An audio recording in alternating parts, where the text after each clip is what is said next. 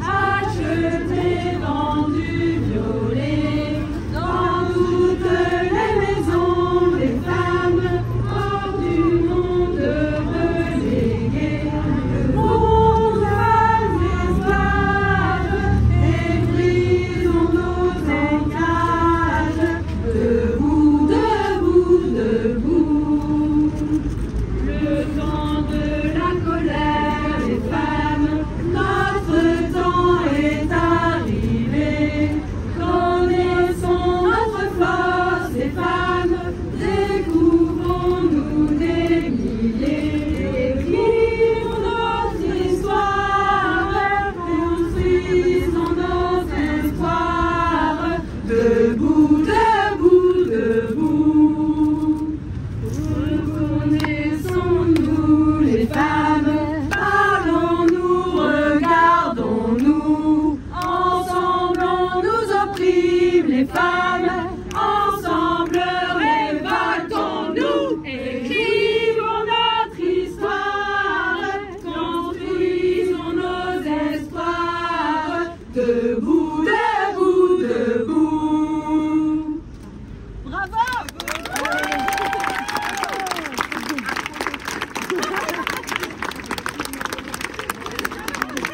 Est-ce que vous entendez bien au fond? Ok, on va essayer de pousser le son. On vous avoue que tout le matos est à la fête de l'humanité. Voilà. Anne-Cécile, tu vas le tenir. Merci d'être là, aussi nombreux et nombreuses. Pardon? Non, parce qu'on tient à ce que les hommes se sentent aussi impliqués dans ce truc. Et c'est un choix qu'on a fait. Voilà, c'est un choix qu'on a fait pour cette journée. Merci d'être là en nombre aujourd'hui, à cette heure-ci déjà. Donc on se réunit aujourd'hui pour revenir ensemble sur le procès qui est appelé l'affaire Mazan, qui est appelé l'affaire Pellico. Je pense que ce serait intéressant peut-être de l'appeler le procès des 82 violeurs, parce que c'est avant tout leur procès, plus que celui de Gisèle Pellico ou plus que celui d'une ville finalement qui est assez impersonnelle, dans laquelle se trouvent tous ces violeurs dont on le rappelle, 30 n'ont pas encore été identifiés. Cette affaire, pourquoi elle choque et elle rassemble autant, c'est qu'elle vient déjà glacer le sang et montrer vraiment la banalité. Cette dame qui est une mère, qui est une grand-mère, qui a été violée par des dizaines d'hommes du même périmètre, aux âges et aux professions, aux visages extrêmement variés. Et cette affaire illustre ce que les féministes disent depuis si longtemps, à travers de nombreux livres, à travers de nombreuses conférences, à travers de nombreuses manifestations comme ça, qui sont manifestement jamais écoutées ni par les hommes ni par le pouvoir. Ce que cette affaire illustre, c'est que si MeToo nous a appris qu'il n'y avait pas de profil type de victime, il n'y a pas non plus de profil type de violeur. Et ce constat est absolument glaçant pour tout le monde, évidemment. Et on a vu les nombreuses réactions cette semaine d'hommes qui s'empressaient de dire que pas eux, que pas tous les hommes, etc. On peut comprendre que ce soit inconfortable pour les hommes, mais je crois que cette réalité est bien plus dramatique pour les femmes, parce que ce serait beaucoup plus simple pour elles si elles pouvaient identifier un profil type d'hommes qui les mettent particulièrement en danger. Mais non, malheureusement, le danger est absolument partout. Donc il y a vraiment la nécessité d'un sursaut de la société, ce sursaut même qui est appelé depuis des années, que dis-je, des décennies, par toutes les associations féministes dont nous entendrons tout à l'heure certaines parler.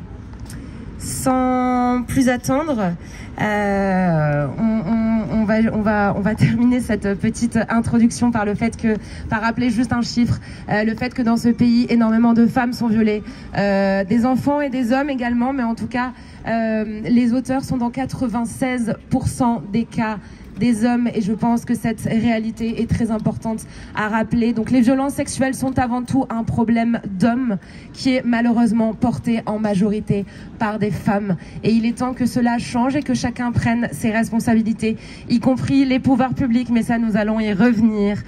Il faut des moyens, Combien y a-t-il d'affaires Pellico? Si ce policier n'avait pas choisi de faire du zèle et de décider d'enquêter sur ce Dominique Pellico qui avait pris des photos de femmes sous leur jupe à leur insu, si ce policier n'avait pas décidé de fouiller dans la personnalité de Monsieur Pellico et surtout dans son ordinateur, il n'y aurait pas d'affaire des 82 violeurs. Peut-être que Gisèle Pellico n'aurait pas été sauvée.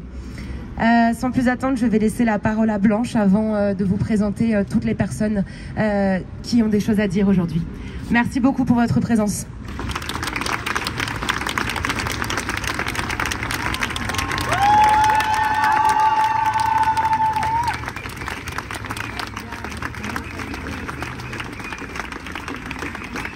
Merci beaucoup.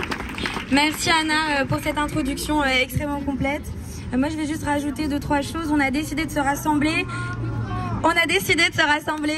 Aujourd'hui avec 2 objectifs. Témoigner notre soutien à Gisèle Pellico et à sa famille qui vivent un calvaire absolu pendant ce procès. Ça nous donne la nausée de le voir sur internet. Imaginez ce que c'est de le vivre, d'être face à ces 51 accusés tous les jours dans un tribunal et avec le cirque médiatique évidemment autour. Donc on voulait vraiment lui témoigner du soutien à elle et lui dire qu'on est là, qu'on est avec elle, qu'on la croit, que non il n'y a pas viol et viol et que nous on sait, nous les féministes, les personnes engagées, les personnes qui se battent pour l'égalité des droits, on sait.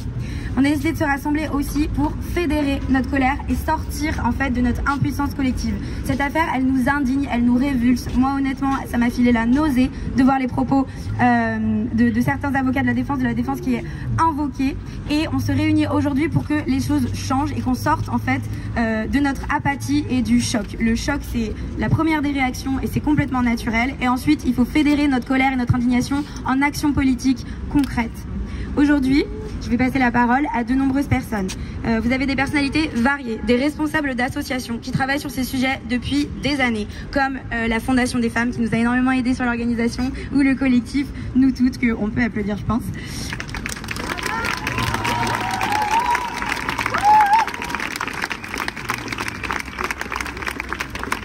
Mais vous allez aussi entendre des personnes de la société civile, des journalistes, des artistes, des femmes, des syndicalistes, des personnes en minorité de genre, des femmes et des hommes. Ce sujet nous concerne toutes et tous et il est urgent que tout le monde s'en empare. On a un rôle à jouer dans la rue, on a un rôle à jouer politiquement et on a aussi un rôle à jouer dans la bataille culturelle pour inventer des imaginaires moins oppressifs et des narrations nouvelles. C'est pour ça qu'on a aussi mis l'accent sur la parole des artistes et ce qui se joue au niveau culturel, de la culture qu'on consomme, la musique, la littérature, le cinéma, la bande dessinée. Sans plus attendre, je passe la parole à Anne-Cécile Mayfer de la Fondation des femmes.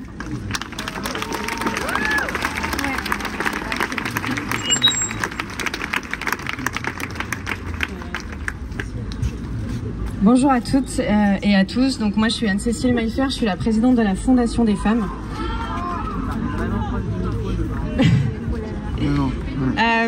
Donc je suis la présidente de la Fondation des femmes. La Fondation des femmes est une fondation qui a été créée il y a 8 ans parce qu'on n'avait pas de Fondation des femmes. Il n'y avait aucune organisation qui récoltait des fonds auprès du grand public pour soutenir toutes les associations qui partout en France apportent un soutien psychologique, juridique, matériel aux femmes et aux enfants victimes de violences. Si je suis là aujourd'hui, c'est parce que c'est fondamental, parce que ce procès il est historique ou parce que ce procès nous allons faire en sorte qu'il soit historique. Ce procès nous allons faire en sorte qu'il soit historique et c'est pour ça qu'on est là. Ce procès il nous parle. Depuis 10 jours je croise pas une femme qui ne me dise pas Anne-Cécile, Gisèle Pellico c'est moi. Anne-Cécile, Gisèle Pellico, je me reconnais en elle. Anne-Cécile, Gisèle Pellico, ça me fout la gerbe. Ça me fout la gerbe la manière dont ils se défendent. Ce procès, il résonne en chacune de nous et j'espère en beaucoup d'hommes aussi. Ce procès, il est extrêmement important, il résonne en nous. Ce procès, ça va être, si on veut qu'il permette de changer les choses, ce procès, c'est pour nous. C'est pour nos mères, nos sœurs, nos filles. C'est contre la culture de l'impunité. C'est contre la culture du viol. C'est pour une loi intégrale contre les violences sexistes et sexuelles.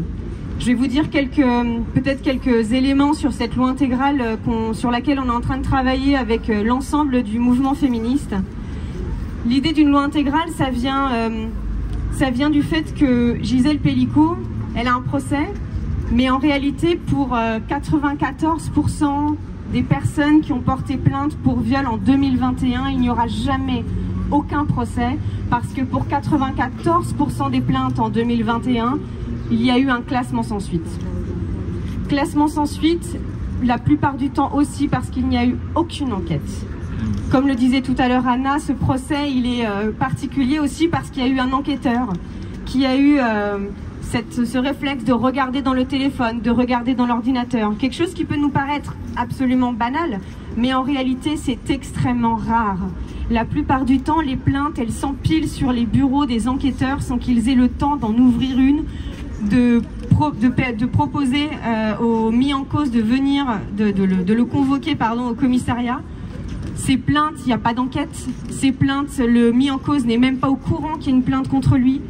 Et les femmes qui ont porté plainte reçoivent 3 ans plus tard une lettre qui dit classée sans suite. Ça, c'est intolérable. La justice, elle a beaucoup de choses à changer. La police aussi, elle a beaucoup de choses à changer. Il y a énormément de choses qu'il faut faire. Et à celles et ceux qui vous disent que le problème se situe uniquement dans le code pénal, je vous dis attention, c'est un leurre. Le problème n'est pas dans le code pénal. Le problème, c'est la culture du viol. C'est la manière dont les choses sont enquêtées dans les commissariats. C'est la manière dont c'est jugé dans les cours d'assises. C'est la manière dont les médecins nous reconnaissent ou pas, dont la société nous reconnaît ou pas. Ne vous laissez pas berner par ces solutions politiques qui ne coûtent rien et ne changent rien. Nous, on veut que les choses changent pour de bon et c'est pour ça qu'on demande une loi intégrale. On a plus de 95 propositions. C'est pas une, c'est pas deux, c'est pas 10, c'est plus de 95 choses qu'on veut changer et qu'on veut améliorer. Pour améliorer, alors je vais vous donner un peu plus d'éléments du coup sur ce qu'on veut améliorer, pardon. Dans les choses à améliorer, je vais vous faire une petite liste. Cette loi intégrale, elle doit se pencher sur l'impunité qui est permise par nos institutions. On demande par exemple, ça me semble pas non plus la mer à boire, une enquête systématique sur les mis en cause dès lors qu'une plainte est déposée. Interdire les enquêtes sur le passé sexuel des victimes, parce que quand il s'agit des victimes, évidemment, là il y a moins de difficultés à enquêter. Encadrer les expertises psy qui souvent racontent n'importe quoi, mieux récolter et conserver les preuves et particulièrement de soumission chimique, prendre en compte la sérialité, le fait que les violeurs violent en série, former les juges aussi des cours criminelles départementales. Une loi aussi qui donnerait un cadre et des moyens d'agir et de protéger. La Fondation des femmes a estimé dans un rapport qu'il faudrait au moins 3 milliards en tout pour agir sur le sujet des violences sexuelles. Je vois des petits sourcils qui se lèvent. Sachez que 3 milliards, c'est même pas 0,5% du budget de l'État. Donc vous voyez qu'on est quand même, on reste modeste. On veut juste 0,5% du budget de l'État pour avoir la vie sauve. Ce serait quand même pas mal. Ça permettra d'embaucher par exemple 5000 enquêteurs, de créer des brigades spécialisées, de financer les associations d'aide aux victimes. Je vous donne un exemple. Beaucoup d'entre vous probablement...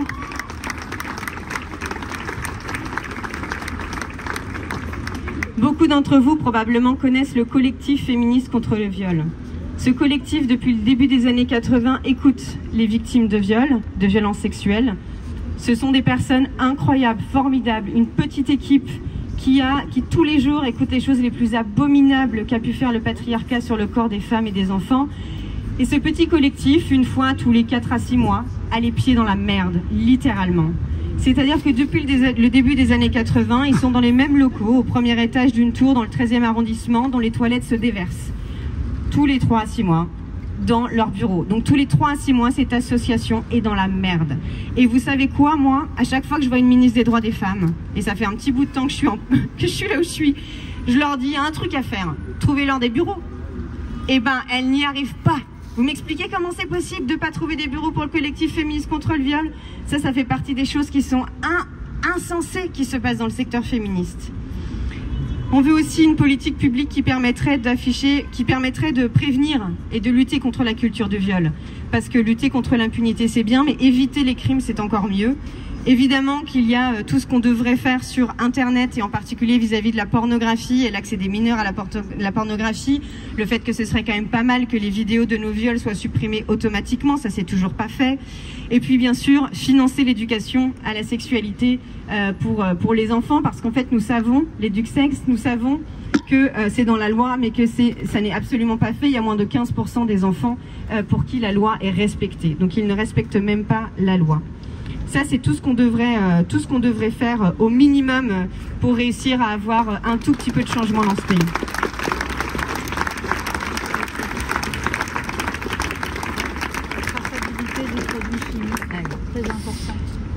Et pour finir donc, comme je vois qu'il y a des hommes, et je trouve ça vraiment très bien, vous avez un rôle particulier, messieurs, vous avez un rôle vis-à-vis des autres hommes. Parce que nous, quand on parle aux autres hommes, ils nous disent qu'on est en colère, qu'il faut qu'on garde notre calme, qu'il faut qu'on exagère, que tout ça, ça va quand même un peu trop loin.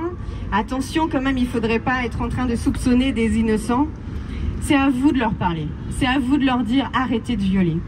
Ça, c'est à vous de leur dire. Vous devez le faire dans vos cercles, entre amis, sur Internet, partout où vous allez. Vous devez leur dire que ça n'est plus possible. Et si je vous dis ça, c'est parce qu'il y a une immense féministe qui, avant moi, a fait un discours incroyable, et je vous invite à le retrouver sur Internet. Un discours incroyable à une assemblée d'hommes, c'était Andrea Dworkin. Et elle concluait un peu comme ça son discours face à cette assemblée d'hommes à qui elle venait de demander une trêve de 24 heures sans viol. Et elle concluait comme ça, elle disait « Je ne crois pas que le viol soit inévitable ou naturel. Si je le croyais, je n'aurais aucune raison d'être là. Si je le croyais, ma pratique politique serait différente de ce qu'elle est. Vous ne vous êtes jamais demandé pourquoi nous ne sommes pas en conflit armé avec vous? Ce n'est pas parce qu'il y a une pénurie de couteaux de cuisine dans ce pays. C'est parce que nous croyons en votre humanité, malgré toutes les preuves du contraire. » Merci.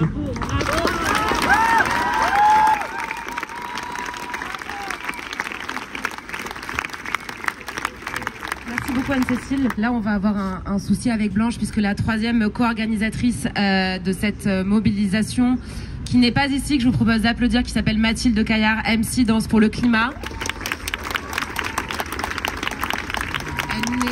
Elle n'est pas... Là, 1, 2, 1, 2. Elle n'est pas là et c'est elle qui aurait été la meilleure pour lancer des slogans. Mais on va quand même le faire et vous allez reprendre ces slogans si vous le voulez bien. C'est parti. Violeur, on te voit. Victime, on te croit. Violeur, on te voit. Victime, on te croit. Violeur, on te voit. Victime, on te croit. Violeur, on te voit. Victime, on te croit. Violeur, on te voit. Victime, on te croit. Violeur, on te voit. Victime, on te croit. Violeur, on te voit. Victime, on te croit. Violeur, on te voit. Victime, on te croit. Violeur, on te voit. Victime, on te croit. Violeur, on te voit. Victime, on te croit. Violeur, on te voit. Victime, on te croit. Violeur, on te voit. Victime, on te croit. Violeur, on te voit. Victime, on te croit. Violeur, on te voit. Victime, on te croit. Violeur, on te voit. Victime, on te croit. Violeur, on te voit. Victime, on te croit. La honte change de camp. La honte change de camp. La honte change de camp. La honte change de camp. La honte change de camp. La honte change de camp. La honte change de camp. La honte change de camp. La honte change de camp. La honte change de camp. La honte change de camp. La honte change de camp. La honte change de camp.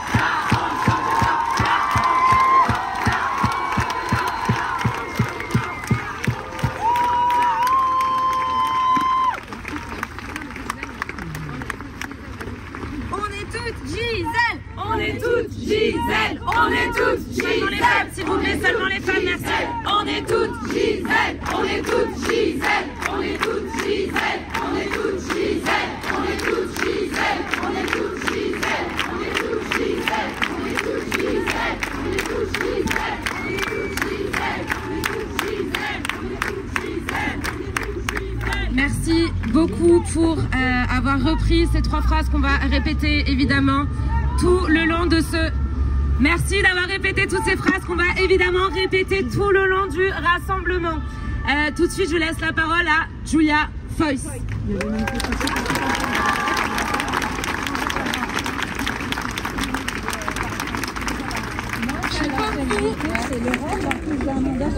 Je suis comme vous, ça fait 10 jours que j'ai la nausée.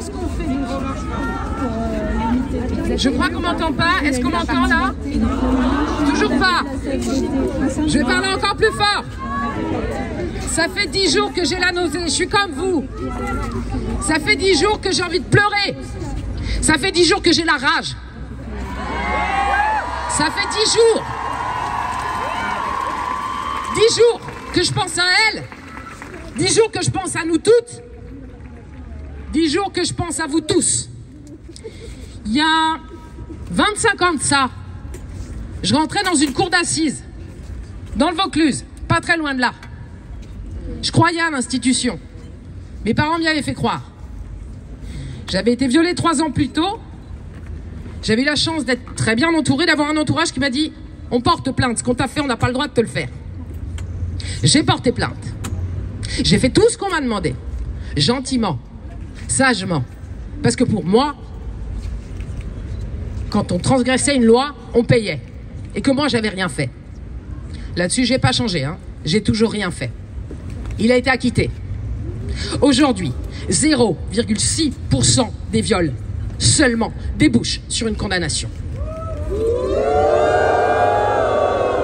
Aujourd'hui, en France, on peut violer peinard. Et ils le savent. Ils sont pas complètement fous. Ils savent très bien où ils violent. Dans quel contexte ils violent. Ils violent parce qu'ils peuvent. Et vous savez quoi? J'ai beau fuir tous les articles sur cette affaire, sur ce procès. Évidemment, des bruits me parviennent. Ce que je sens là, ce que j'entends, c'est que c'est pas très bien embouché. Quand j'entends un président de cour criminelle reprendre Gisèle Pelicot et lui dire « Madame, ne parlez pas de viol, c'est partial, parlez de scène de sexe. » C'est mal barré. Mais... ouais, c'est mal barré. Mais il dure 4 mois ce procès. Alors ça peut changer. Nous toutes, nous tous, on peut faire quelque chose. Le plus gros des mensonges qu'on essaye de nous faire gober, c'est que contre le viol, contre les violences faites aux femmes, on ne peut rien. Faux, on peut tout. On a ce pouvoir-là. Que de cette nausée-là, que de cette rage-là, que de cette tristesse-là, on parvienne toutes et tous à faire quelque chose. On peut. On peut. On me dit beaucoup...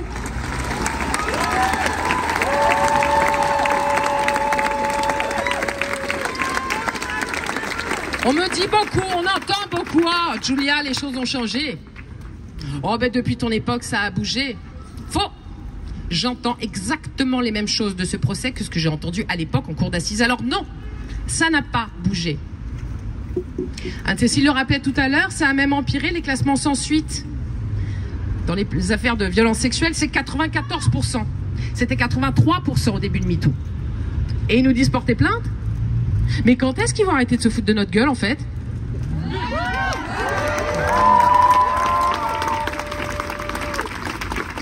Ce qui a bougé, c'est nous. Moi, il y a 25 ans, j'ai cru que j'étais seule. J'ai cru que j'étais la seule à qui il arrivait un truc pareil. Donc, quelque part, c'était un peu de ma faute. Et de toute façon, la culture du viol, c'est ça aussi. L'inversion de la culpabilité, faire en sorte que tous les coupables se sentent parfaitement innocents et que les victimes, elles, se sentent coupables. Je me suis crue coupable. Je me suis crue toute seule. La vérité, c'est qu'on est des centaines de milliers et dans le monde entier. La vérité, c'est que quand on a survécu à ça, on peut survivre à tout. La vérité, c'est qu'on est plus forte que ça, plus forte que tout. La vérité, c'est qu'on peut peser sur ce procès et sur la suite, que ce procès soit le dernier, qu'il soit un point de départ, un point d'appui pour une deuxième étape dans cette lutte qui est la nôtre. Deuxième, depuis le début de MeToo, évidemment la lutte féministe remonte à tellement de temps maintenant. Mais je crois que c'est le moment.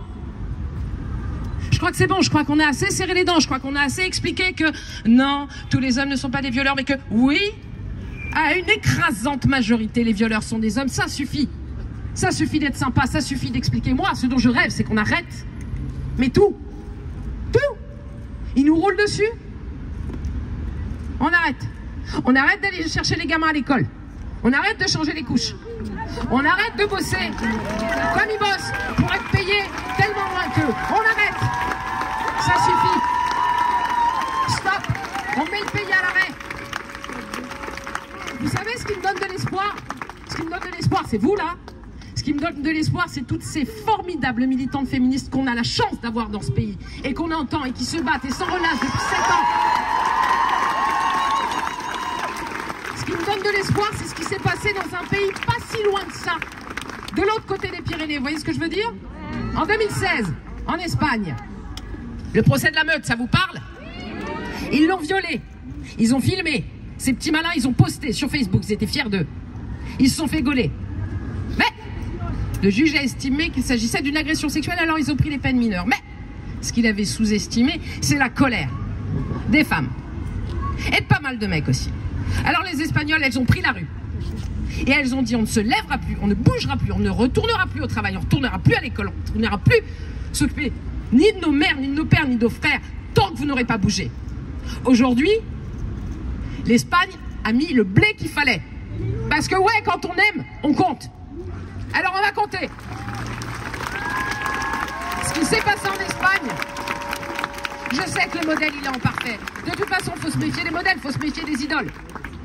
Donc évidemment que le modèle espagnol, il est imparfait. N'empêche que là-bas ça fonctionne. N'empêche que là-bas ce qu'ils nous disent c'est que oui, contre cette saloperie, on peut faire quelque chose. Alors on y va. Et on commence ici.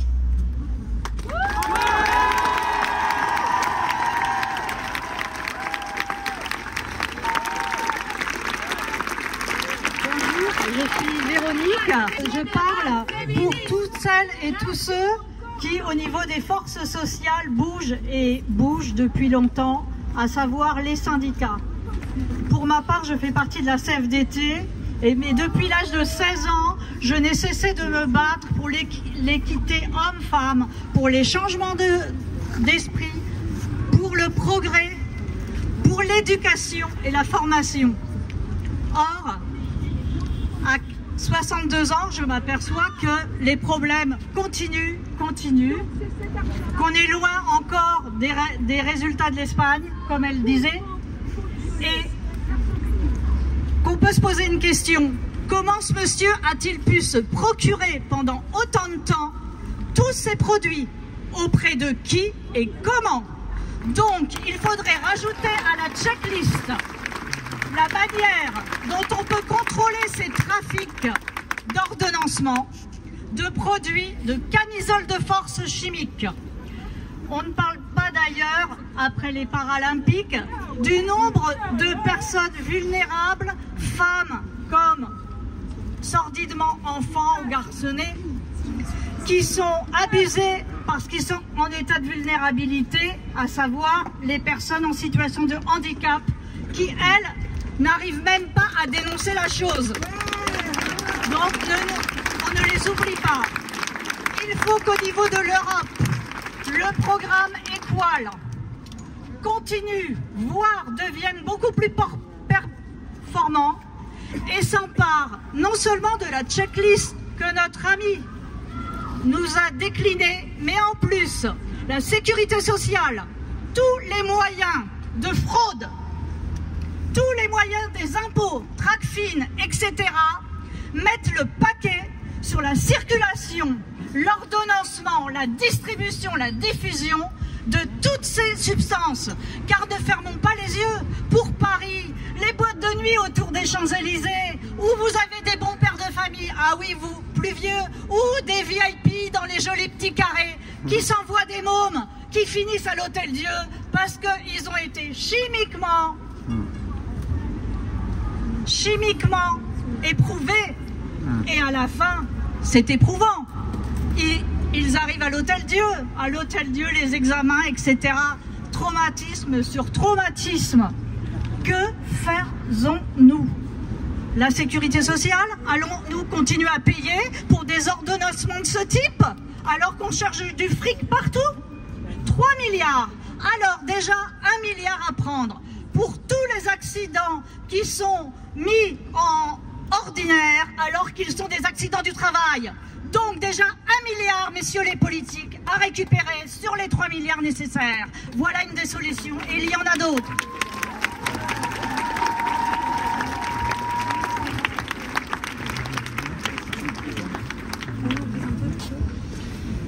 Bonjour à tous, je suis Joseph Agostini, je suis psychologue et je voudrais dire aujourd'hui que, en tant que psy, je suis contre la psychiatrisation. On s'intéresse aujourd'hui au profil psychologique des accusés, le profil psychopathologique. On veut montrer que dans l'enfance, ils ont eu aussi affaire à des violences sexuelles. Et moi, ce que je vais dire, c'est que c'est pas du tout le cas pour la plupart. Et que ce dont on parle cet après-midi, c'est tout autre chose. On parle du viol par opportunité. Ce sont des hommes qui ont obéi à la domination patriarcale, qui sont allés chez un autre homme, un maître, pour violer sa femme. Ils se sont sentis légitimes. Ils ont justifié leur viol.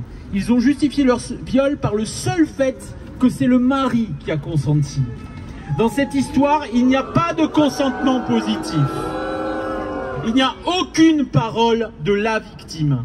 Gisèle Pellicot, elle s'est sentie comme un sac poubelle. Et elle a eu raison de se sentir comme un sac poubelle, puisqu'elle était le déchet. Gisèle Pellicot, pour ces hommes, elle était un déchet. Et moi, de ma place de psy, je dis qu'on ne doit pas pathologiser le viol par opportunité. On ne doit pas considérer... et je suis très ému en le disant en tant qu'homme, on ne doit pas considérer ces hommes comme des malades mentaux. Ces hommes qui s'appellent frérots à l'entrée des tribunaux et qui s'autorisent à croire encore qu'ils ont agressé en toute impunité une femme. Et au-delà de ces hommes, je crois qu'aujourd'hui, il faut dénoncer tout le système pornographique qui est organisateur de fantasmes. On a tous des fantasmes, on a tous une sexualité, à partir du moment où il y a un consentement positif, à partir du moment où on dit oui. Mais quand on voit certains sites porno qui proposent des fenêtres intitulées « Femmes endormies », je crois que là, on peut dire que c'est de la complicité criminelle. Quand on attise les fantasmes de prédateurs sexuels, quand on facilite l'accès à des victimes chimiquement soumises, on est complice. Et justement, comme le dit Julia Foyce, ils ne sont pas fous du tout. Ils sont hyper adaptés à cette société où les hommes peuvent décider pour les femmes, où les maris sont des maîtres, où on peut même aller jusqu'à dire qu'on préserve les femmes en les soumettant chimiquement. Oui, certains disent ça, ils ont préservé les femmes en les soumettant chimiquement car elles ne réalisent pas ce qu'elles endurent. Voilà comment on se défend. Et pour que ces choses-là s'arrêtent, il faut former tous les corps de métier, à commencer par le mien, mais également les avocats, mais également les médecins, à reconnaître la soumission chimique. Et pas seulement des femmes, des enseignants, des avocats, des journalistes à qui on se confie souvent, des syndicalistes, mais à reconnaître la soumission chimique, pas seulement chez les femmes, à reconnaître également la soumission chimique des enfants, des seniors sédatés dans les EHPAD. Il faudra désormais culpabiliser les coupables et non les innocents, que l'on soit homme ou femme, jeune ou vieux. Cet après-midi, nous sommes tous Gisèle Pellicot.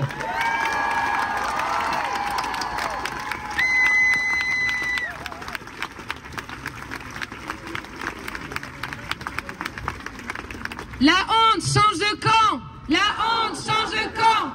La honte change de camp. La honte change de camp. La honte change de camp. La honte change de camp. La honte change de camp. La honte change de camp.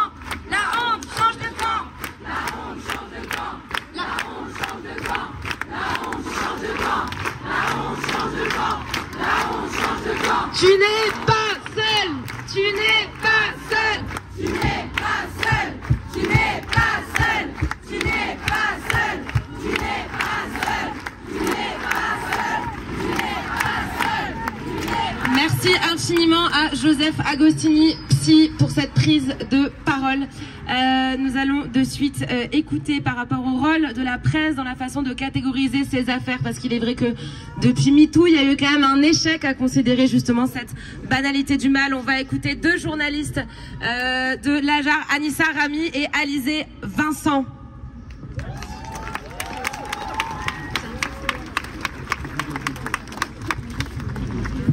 Je m'appelle Alizé Vincent, je suis journaliste à Arrêt sur Image et je suis une survivante.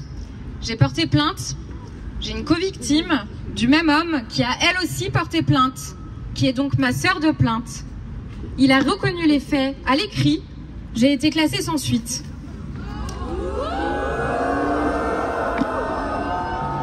Je suis ici pour vous parler d'une partie des personnes responsables de ce qui est arrivé à Gisèle Pelicot, de ce qui m'est arrivé.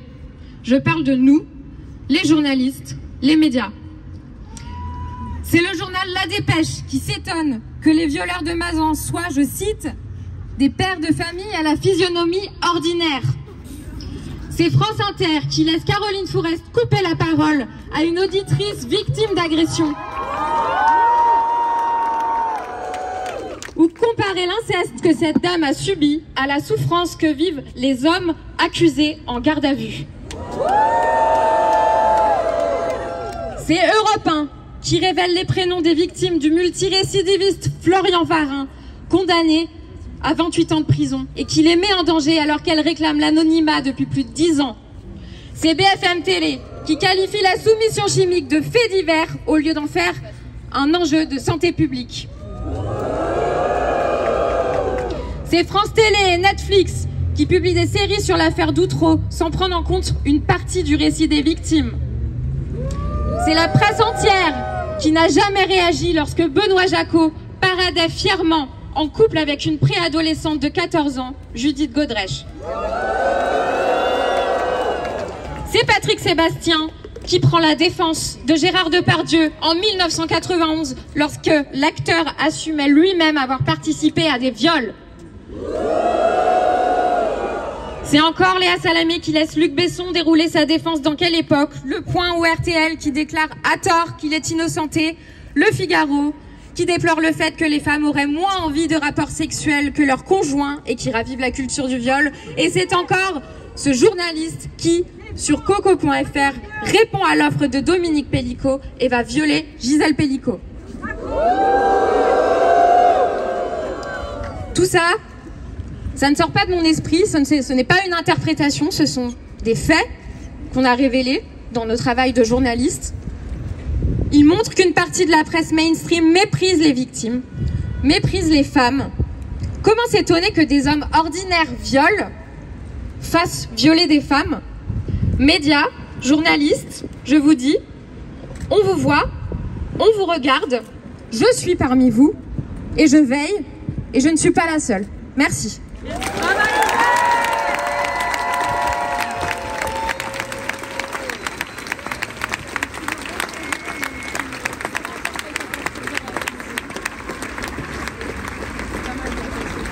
Merci Alizé, merci à toutes les personnes d'avoir organisé ce rassemblement. Moi aussi je suis journaliste, je m'appelle Anissa Rami et on nous demande souvent pourquoi on est journaliste. Et moi je suis journaliste parce que j'ai voulu changer les injustices depuis que je suis petite. On les vit les injustices en tant que femme, en tant que racisée, en tant que queer dans un système patriarcal, raciste, capitaliste. Et c'est pour ça qu'on est journaliste. Et déjà tout ce qu'elle a dit c'est important et c'est pour ça que nous aussi on fait ce métier.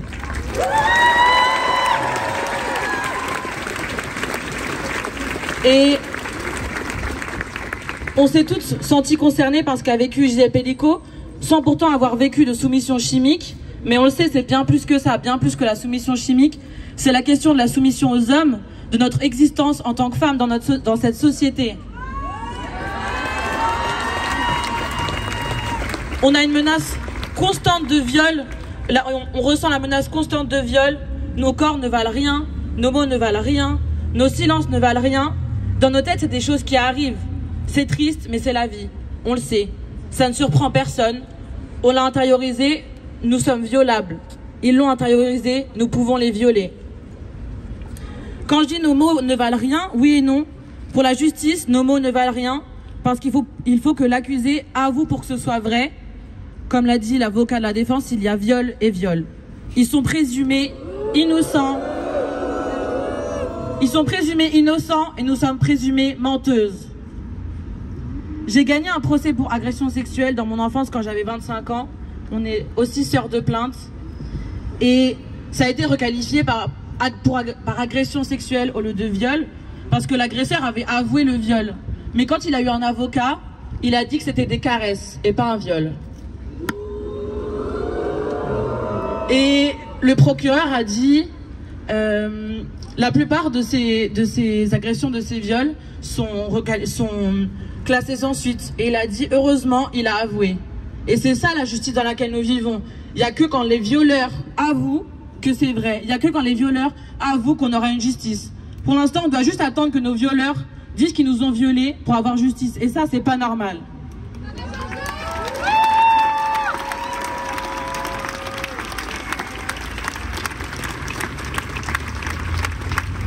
Et donc je disais, notre parole, elle vaut rien pour la justice, mais pour nous, elle vaut tout. À chaque fois qu'on parle, à chaque fois, il y a une autre femme qui parle. Moi, quand j'ai parlé de ce que j'ai vécu, c'est parce que ma sœur m'a parlé de ce qu'elle avait vécu. Ensuite, quand j'en ai parlé, j'ai trouvé une autre personne qui avait vécu la même chose que moi par ce même homme. Donc oui, la justice, elle s'en fout de notre parole. Jamais, ça compte pas pour elle, même si j'espère qu'on pourra faire changer les choses. Mais en tout cas, à chaque fois que nous, on parle, à chaque fois, on sauve quelqu'un. Et c'est pour ça que dans l'affaire Pellico aussi, c'est quand il y a un vigile qui a dit ce qui s'est passé pour d'autres femmes que ça a changé. Et tous les hommes qui ont vu, ils n'ont rien dit. Et c'est pour ça que rien n'a changé.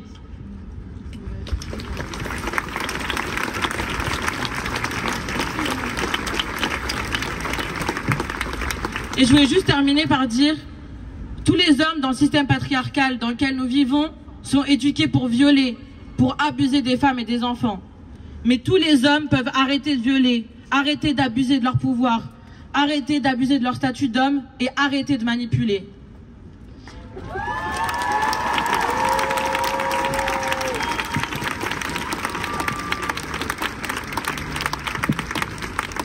Et pour ça, c'est toute notre société qu'il faut remettre en question. Aux femmes et aux minorités de genre, je sais que nous nous adaptons, nous survivons à tout, et on ne mérite pas tout ça. On n'a rien à voir avec ce qui nous est arrivé. C'est juste injuste. Et mot après mot, coup après coup, pas après pas, solidarité après solidarité, on va y arriver. Et c'est que par la lutte qu'on va pouvoir faire changer les choses.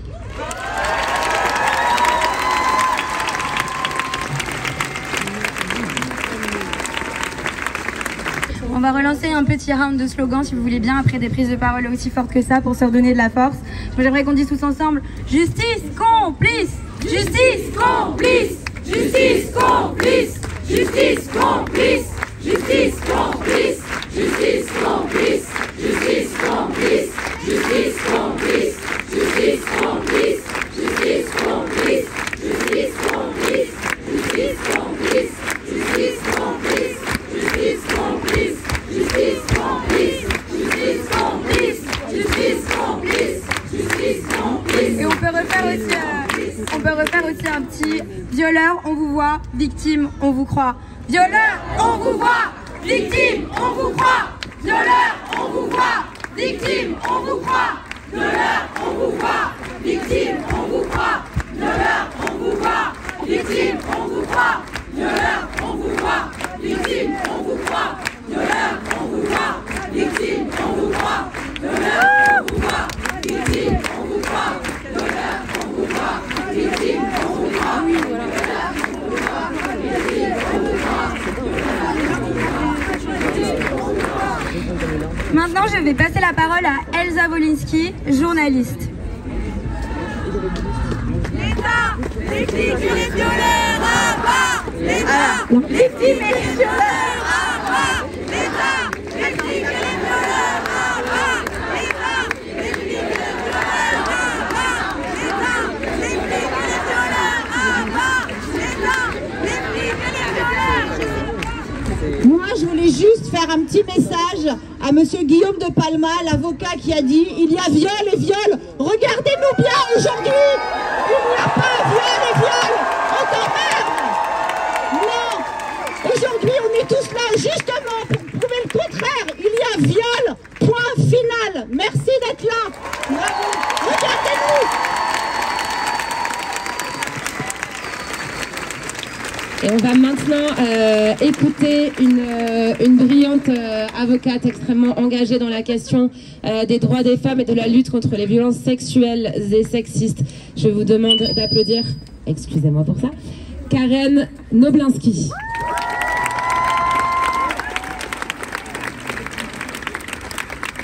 Bonjour à tous, j'aimerais juste dire quelques mots sur le courage de Gisèle Pelicot.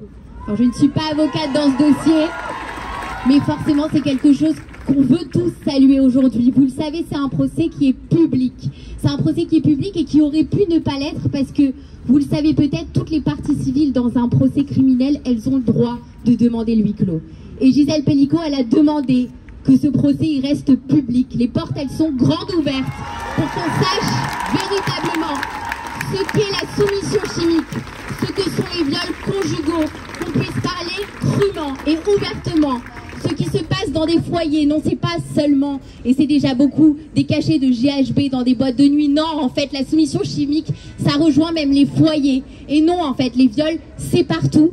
Et c'est aussi tout le monde. C'est monsieur tout le monde. 51 accusés qui vont être jugés jusqu'en décembre. Et des personnes de toute catégorie socio-professionnelle, de tout métier, de tout âge.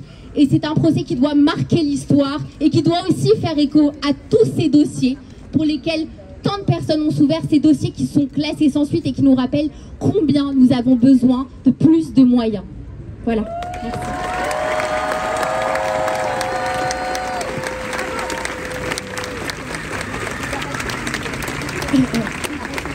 On est toutes Gisèle, on est toutes Gisèle.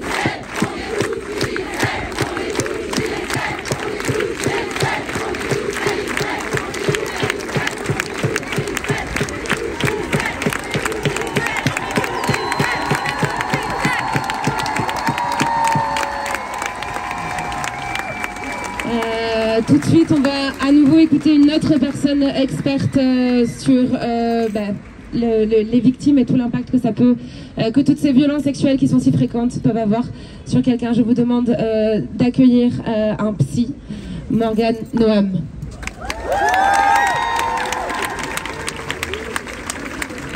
Bonjour à tous. Alors aujourd'hui, je ne vais pas m'adresser aux femmes parce que je pense qu'elles en ont assez, que les hommes leur expliquent la vie un petit peu. Aujourd'hui, je voudrais m'adresser aux hommes qui sont là. Je voudrais m'adresser à ceux qui refusent de participer à un système qui, pour exister, a besoin d'opprimer la moitié de la population. À ceux qui comprennent que parce que nous sommes tous le problème, nous faisons aussi tous partie de la solution.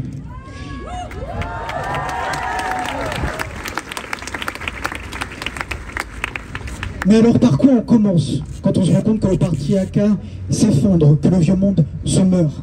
Alors pour commencer, on arrête de se croire indispensable. On comprend que les femmes n'ont pas besoin de nous, tout court, mais encore moins en ce qui concerne la libération féministe. Elles ont besoin qu'on cesse de leur mettre des bâtons dans les roues. Comprenez que nos gros égos les empêchent d'avancer, que les notes elles-mêmes ne servent qu'à vous rassurer, vous, pas elles.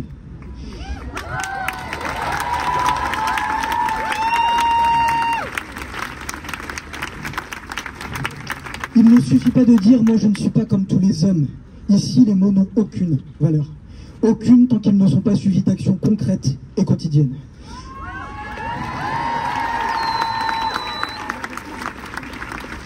Alors, à ceux qui, 8 ans après MeToo, se réveillent et se disent qu'il serait peut-être temps de prendre le train en marche, ne pensez pas que la mission consiste à jouer les héros. Ne les libérez pas, elles s'en chargent.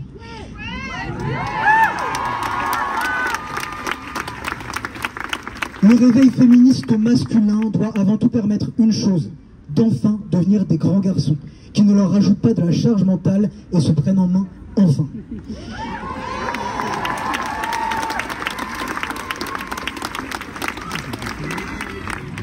Il y a quelques mois, dans une interview, notre cher Vincent Lindon disait être prêt à mettre la main à la pâte, mais demander un mode d'emploi. Le voici, par un homme aux autres hommes, parce qu'il va falloir arrêter de demander aux femmes de nous mâcher le travail.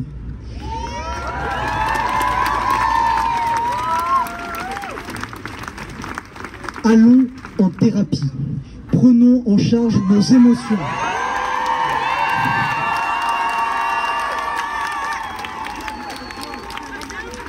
Arrêtons de nous regarder le nombril, d'inverser la charge victimaire. Acceptons de nous remettre en question.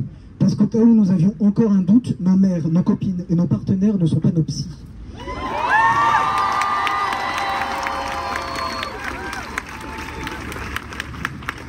Checkons nos très trop nombreux privilèges pour les mettre au service du bien commun. Puis, à long terme, acceptons de les perdre complètement. Pour rappel, l'objectif final est d'en finir avec cette organisation genrée qui induit une division hiérarchique de l'humanité en deux moitiés inégales. Désapprenons ce que l'on nous a enseigné, raconté de la masculinité. Arrêtons de penser qu'il existe une nature masculine qui justifierait nos comportements.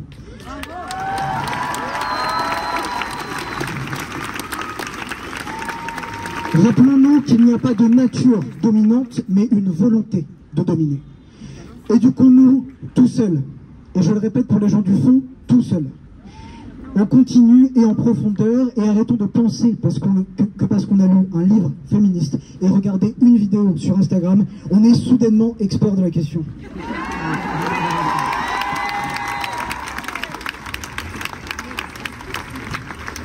Apprenons à prendre au sérieux la parole féministe, et pas uniquement lorsqu'elle sort de la bouche d'un homme. Vraiment descendons de nos grands chevaux. On n'a pas inventé l'eau chaude, on ne fait que répéter ce que les féministes disent depuis des siècles. Il serait de bon ton de commencer à croire directement celles qui sont à l'origine de ces théories, sans attendre que la gueule du messager, parce qu'elle nous ressemble, nous revienne davantage.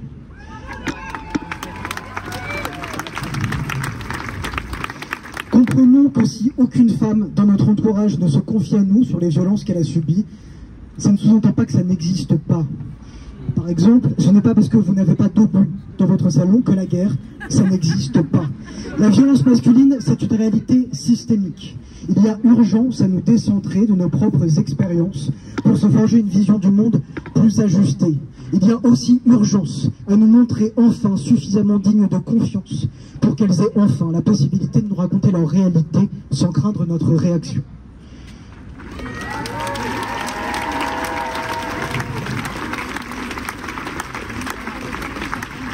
Lorsqu'une femme nous dit ce dont elle a besoin, écoutons-la vraiment. Si on cessait 2 secondes d'être en posture défensive, nous serions sans doute surpris parce qu'on peut apprendre quand nous cessons d'être occupés à nous justifier. N'attendons pas qu'une femme nous dise quoi faire pour nous mettre au travail. On a 2 yeux pour voir et analyser notre environnement. On peut donc savoir, enfin encore faut-il le vouloir, ce qu'il est nécessaire de faire. Rappelons que c'est aussi une charge mentale de devoir nous faire une to-do list. Et enfin, faisons tout ça en silence, sans le crier sur tous les toits, sans attendre des applaudissements ou des félicitations. On ne le dira jamais assez. Allié n'est pas un statut qu'on s'auto-attribue. C'est une posture qui nous engage à agir en fonction de ce qui est juste. Allié, c'est un nom, mais c'est aussi un verbe qui nous pousse à l'action 365 jours par an. Alors voilà, Vincent, tu l'as, ton mode d'emploi, et tu ne pourras plus dire ni toi ni aucun d'entre nous que nous ne savons plus quoi faire.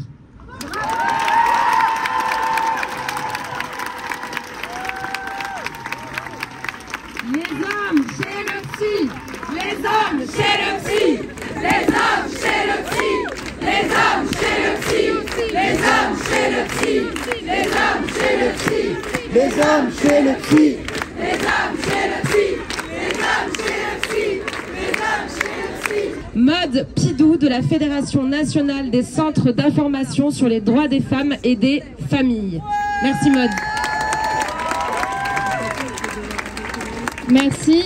Je vais essayer de parler fort. Je dois vous avouer que c'est pas la colère qui m'habite aujourd'hui, mais c'est vraiment l'émotion. Ça fait 10 jours, comme beaucoup d'entre nous, je pense que je ressens de l'épuisement parce qu'on répète tout le temps la même chose, tout le temps. J'ai le bide qui se tord à chaque fois que je lis un nouveau témoignage de ce procès et j'essaye vraiment de parler fort. Je pense à Gisèle Pelicot d'abord et à son courage du refus du huis clos qui empêche la société de fermer les yeux une nouvelle fois sur la violence des hommes et sur la culture du viol. Merci à elle.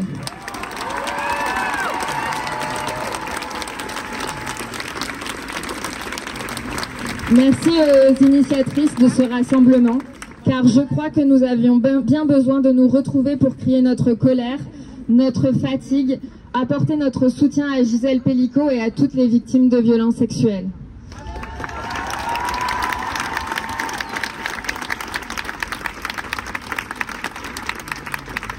Je veux aussi avoir un mot aujourd'hui pour toutes les victimes de l'abbé Pierre, et notamment à Pascal qui a témoigné à visage découvert aujourd'hui sur Mediapart.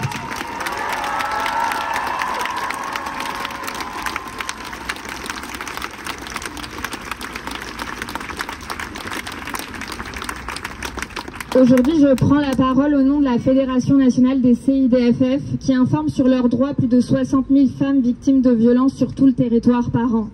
Et à ce titre, nous rappelons que la lutte contre les violences demande des moyens financiers et législatifs. Anne-Cécile Maillefer l'a dit tout à l'heure, la lutte contre les violences doit être financée à la hauteur des besoins des femmes, c'est-à-dire 3 milliards. Nous voulons 3 milliards.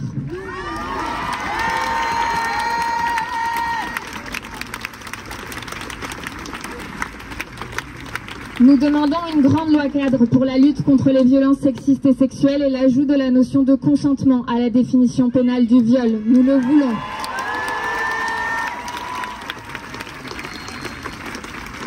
Aujourd'hui, les propos des avocats de la défense dans les procès des viols de Dominique Pelicot et des 51 accusés démontrent, s'il le fallait, le besoin de déconstruire la culture du viol qui est au cœur du continuum des violences par une véritable éducation à la vie sexuelle et affective. Nous demandons la mise en œuvre effective de la loi de 2001. Grève générale! Grève générale! Grève générale! Grève générale! Grève générale! Grève générale! Grève générale! Yeah! Ça fait du bien!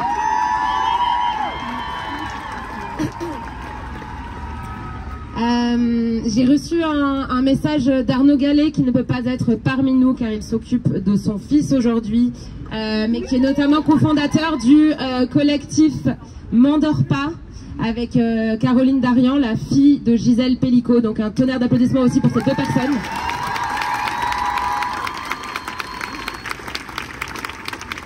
Voilà, Elsa d'ailleurs ici.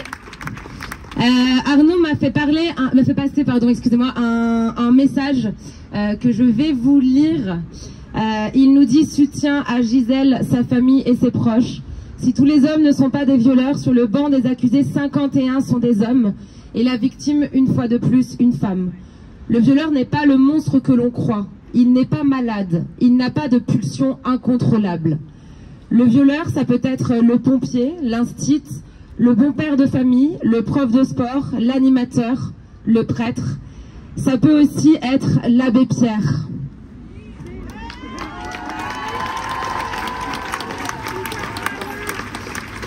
« 94 à 97% des agresseurs sont des hommes. Plus de 80% des victimes enfants sont des filles. Quasi 100% des victimes adultes sont des femmes. Les personnes en situation de handicap sont 4 à 5 fois plus exposées. »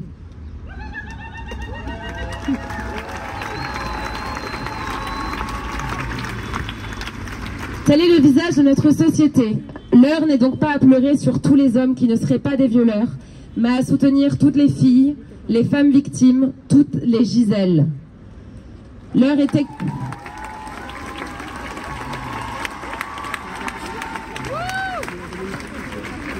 L'heure est également à soutenir ses proches. Il est temps que la société change. Il est temps que la société protège les femmes et les enfants. Ce rassemblement, auquel je ne peux malheureusement pas assister, est un signal d'espoir et non de désespoir. Je pense qu'on peut faire du bruit pour cette phrase pour montrer l'espoir, justement.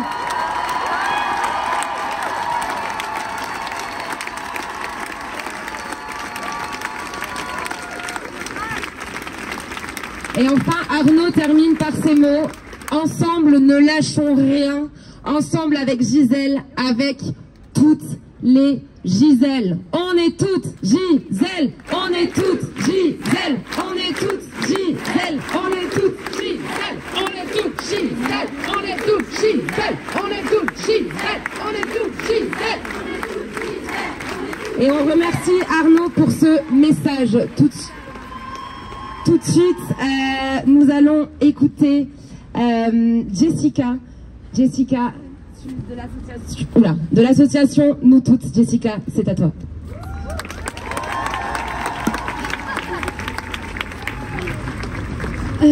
Bonjour à tous. C'est vraiment pourri d'être là aujourd'hui. J'avais préparé un texte. Excusez-moi, il faut que je crie un peu plus. Je vais essayer de faire tout le texte comme ça, mais j'ai besoin de ma voix pour éduquer mes 3 enfants, d'accord? J'avais écrit un texte hier pour parler de ma colère que j'ai contre tous les hommes. Tous. Mais en étant ici devant vous, cette colère, elle se mélange à la tristesse, elle se mélange au désarroi, elle se mélange à plein de trucs. Et en fait, je n'arrive pas à lire ce texte. En fait, on est en colère, on en a marre d'être en colère, on en a marre de survivre. On en a marre de vivre dans la peur.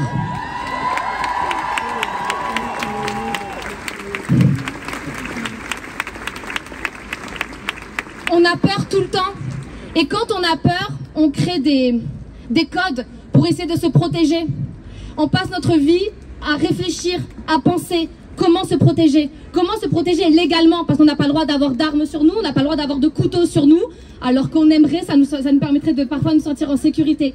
Alors on se dit, ah mais tiens, on peut mettre de la laque à paillettes dans nos poches, dans nos manteaux, dans nos sacs, parce que la laque à paillettes c'est légal, et puis en plus ça fait mal, et en plus ça pourrait les humilier, ces connards.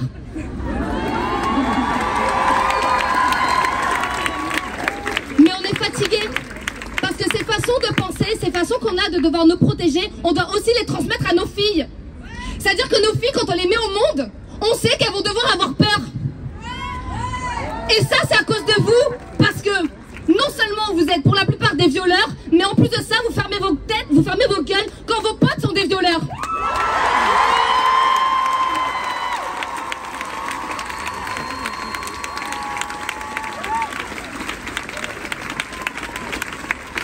Dans le procès de Gisèle, il y a ces violeurs, mais il y a aussi tous ces hommes à qui on a proposé de violer la Gisèle et qui se sont tus.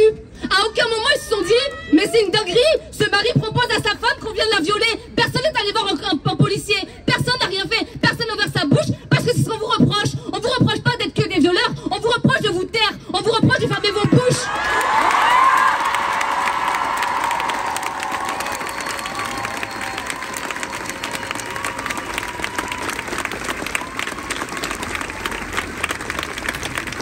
On vous reproche de rester pote avec des mecs qui parlent mal des femmes. On vous reproche de rester pote avec des mecs qui harcèlent des femmes devant vous, qui vous violent des femmes et qui vous le disent en plus.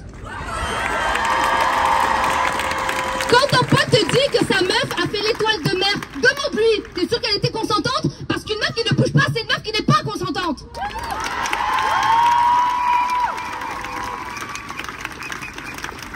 Et on rappelle que de ne pas harceler, que de ne pas frapper sa femme, sa meuf, que de ne pas violer, c'est normal. On va pas vous mettre dans la case des mecs bien parce que vous ne le faites pas.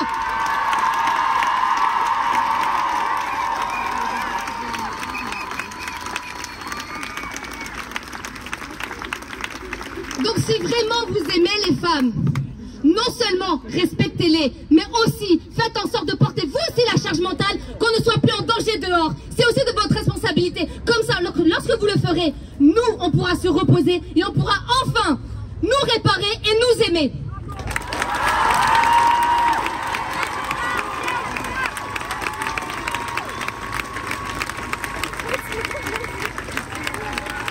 Victime, on te croit. Victime, on te croit. Victime, on te croit. Victime, on te croit. Victime, on te croit. Victime, on te croit. Victime, on te croit. Victime, on te croit. Victime, on te croit. Victime, on te croit. Victime, on te croit. Tout de suite, je vais accueillir Antoine qui est derrière. Antoine Goretti. Attention, voilà. Influenceur qui s'est énormément positionné sur ce qui se passait dans la communauté qu'il a fait connaître, qui était la communauté de la télé-réalité, qui était sclérosée par les violences sexuelles, qui s'est levée contre ça. Et c'est suffisamment rare pour le souligner, et qui a un message à faire passer tout simplement aux autres hommes. Antoine, je te laisse parler. Bonjour tout le monde, moi je viens humblement aujourd'hui et je vais vous prendre 2 minutes de votre temps parce qu'il y a beaucoup de femmes ici qui sont beaucoup plus légitimes que moi pour parler aujourd'hui. Donc je viens juste vous dire, évidemment, je sais, je me fais engueuler. Je viens juste vous dire aujourd'hui que mes premières pensées vont à Gisèle Pelicot évidemment et à toutes les femmes victimes d'agressions sexuelles, de viols, celles qui ont eu la force de le dire, de le déclarer, et celles qui n'ont pas encore eu la force de le déclarer pour le moment. Je voudrais juste vous dire quelque chose de très simple. On vous croit, bordel de merde. On vous croit très très fort, et vous n'êtes pas toute seule. On est à côté de vous, on vous soutient, on essaye de, à notre humble échelle, de juste essayer de suivre les combats que vous menez depuis des décennies. Je suis conscient qu'en tant qu'homme blanc, je suis quelqu'un de privilégié dans cette société. Je suis conscient que, en tant qu'homme blanc, hétéro, je bénéficie des décennies de patriarcat qu'il y a derrière moi. Et en partant de ce principe-là, j'aimerais adresser un message à tous les hommes, aussi également, parce que c'est nous le problème. On le sait très bien, nous sommes le problème de tout ce qui se passe aujourd'hui. Vous êtes des agresseurs, je suis un agresseur. Il faut en être conscient. À partir du moment où on a intégré le fait que nous sommes le problème, on va pouvoir commencer à évoluer, à essayer d'être des meilleures personnes et à dire dans notre entourage, à nos amis, à notre famille, à des collègues de travail, que c'est important en fait de considérer que on est chanceux et que surtout on est le problème et qu'on doit régler aussi nous ce problème pour que enfin les femmes soient en sécurité dans ce pays et sur toute cette putain de planète. Merci beaucoup. Courage.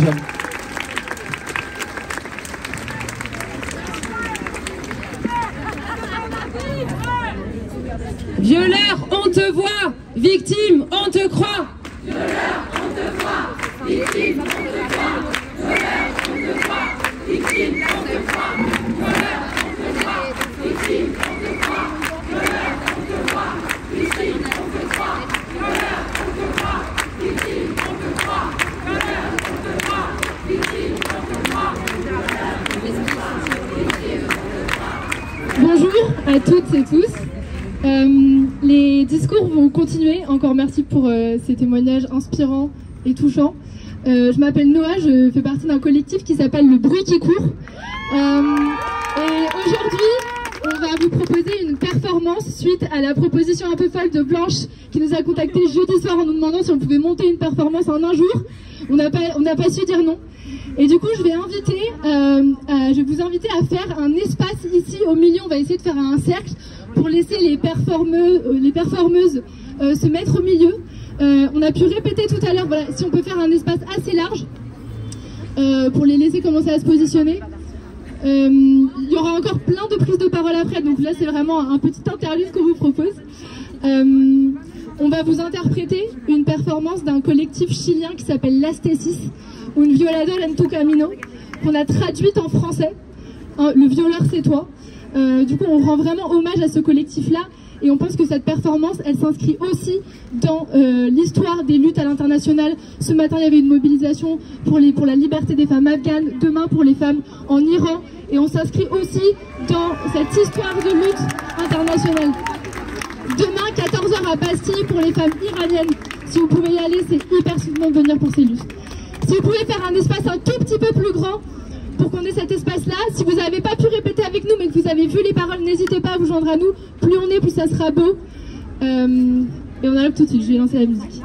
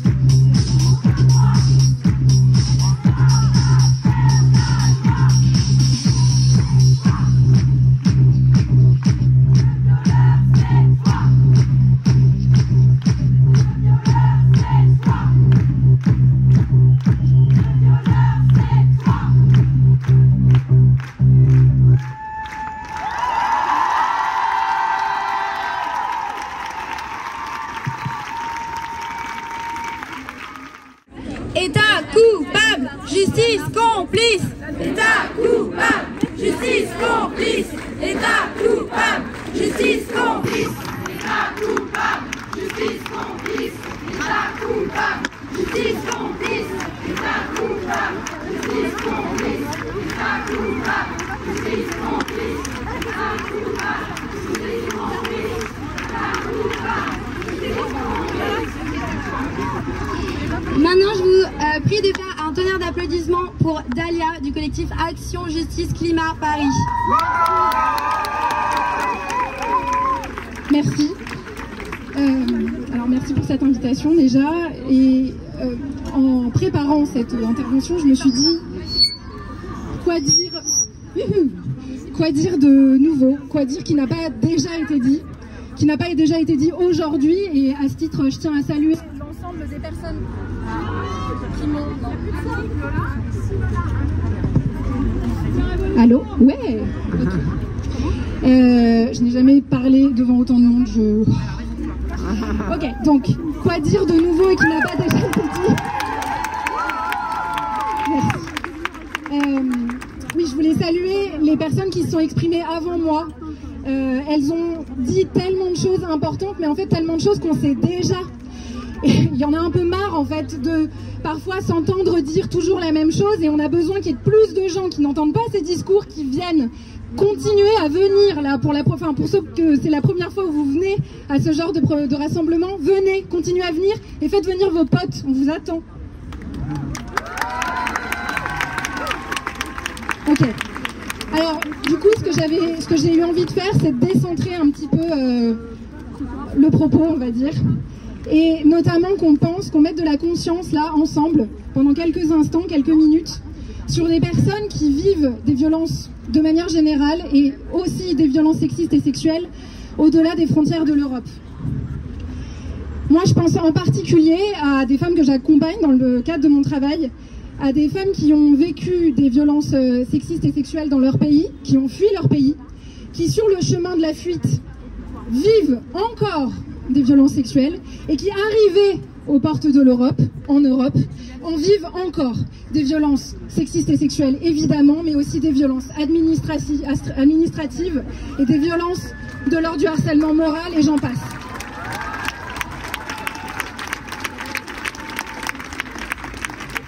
Ce que ces personnes, ces femmes, en majorité, mais pas que, ont à nous apprendre, c'est le continuum des violences. Et ça, les violences, elles n'ont pas de frontières. Il n'y a pas de frontières aux violences sexistes et sexuelles. Ce que ça nous apprend, c'est que c'est le même système. C'est le même système qui fait qu'on se tape des propos indécents, qu'on entend à la télé, dans les réseaux sociaux et même jusque dans nos vies privées. C'est insupportable. Et c'est aussi le même système qui refuse de reconnaître les violences de genre comme des motifs suffisants pour demander l'asile.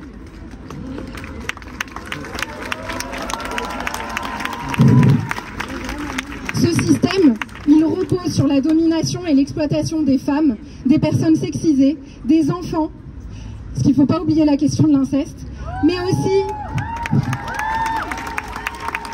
des personnes racisées.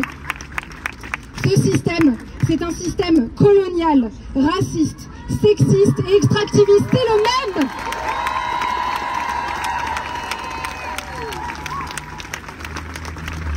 Et je voulais aussi revenir sur cette idée qu'il n'y a pas de monstres, il n'y a pas non plus de bonnes victimes, comme s'il y avait des monolithes à défendre.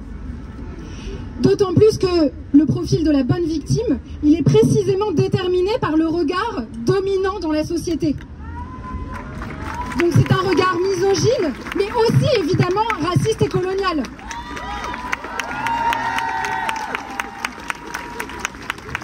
Moi, je ne sais pas vous, mais je ne suis pas tout à fait sûre de me satisfaire de la punition qui est prévue par ce système pour ces hommes, si tant est qu'ils soient un minimum punis.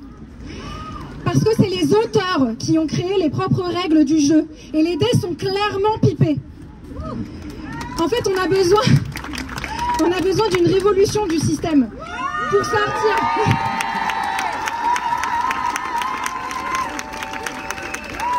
Il faut qu'on sorte du système où il faut prouver la culpabilité et il faut construire un système où on doit partir et entendre la voix des victimes. Oui, révolution. Parce qu'aujourd'hui, ce qu'on constate, c'est que le système judiciaire, il punit toujours les mêmes et il donne l'impunité toujours aux mêmes. Et franchement, il y en a marre. Moi, ce que j'avais envie de dire, c'est qu'on ne peut pas penser qu'à notre propre libération et à celle des personnes qui nous ressemblent. Tant que nous ne sommes pas tous libres, personne n'est libre.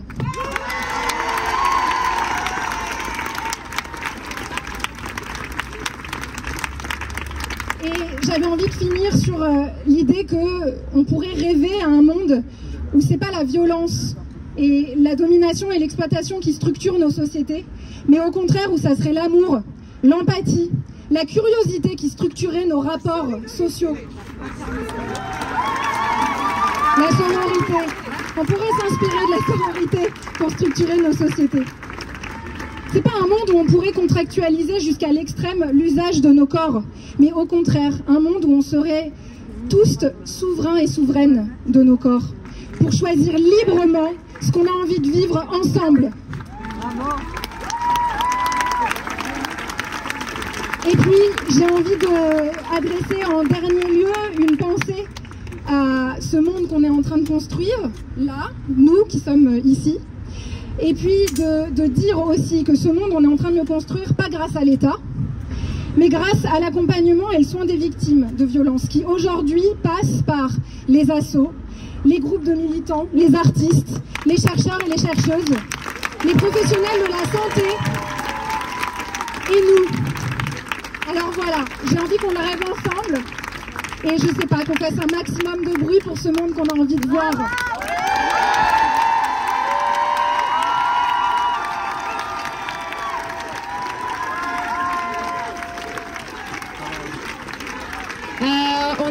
On est extrêmement honorés de voir le monde qu'il y a sur cette place de la République qui s'est assis. C'est quand même assez inédit, je pense. On pense aussi à tous les copains qui sont au rassemblement parallèle qui est à la fête de l'UMA, qui sont, nous dit-on, tout aussi nombreuses et nombreux. En sachant que tous les gauchos de Paris se sont réunis dans le même endroit, c'est quand même assez fou qu'il y ait autant de monde aujourd'hui. Beaucoup d'hommes dans l'Assemblée ici. On va, pour tous les hommes qui sont présents ici, rappeler un slogan qui me semble important. Balance ton pote! Balance ton pote! Balance ton pote! Balance ton pote! Balance ton pote! Balance ton pote! Balance ton pote! Balance ton pote! Balance ton pote! Balance ton pote! Balance ton pote!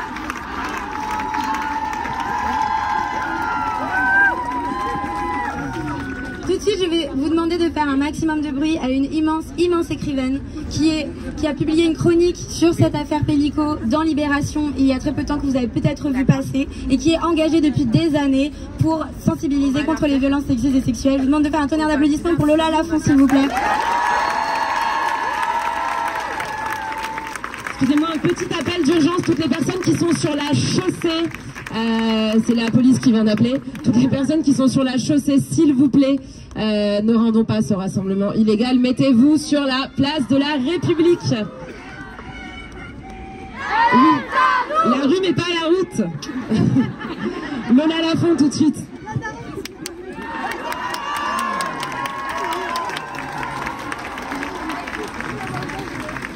On l'a beaucoup dit, ils sont insoupçonnables, ils sont de droite et ils sont de gauche. Ils sont aimables, ils sont serviables, ils sont sûrement marrants, ils vont chercher leur enfant à l'école et ils font la vaisselle avant de scroller sur le net et de s'inscrire sur un forum proposant de violer une femme sédatée.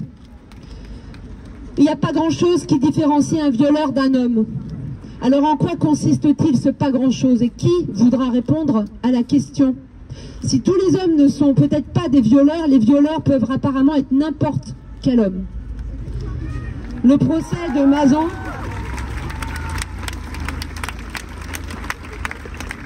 cette affaire est le miroir grossissant de n'importe quel viol conjugal. Ce crime si peu entendu et si peu reconnu. Et cette affaire est le miroir déformant du couple. C'est pour ça qu'elle pose des questions fondamentales. Alors pour d'aucuns, être violé, c'est être attaqué dans une ruelle sombre par un inconnu qui vous déchire vos vêtements et vous menace d'une arme. Et ces viols existent.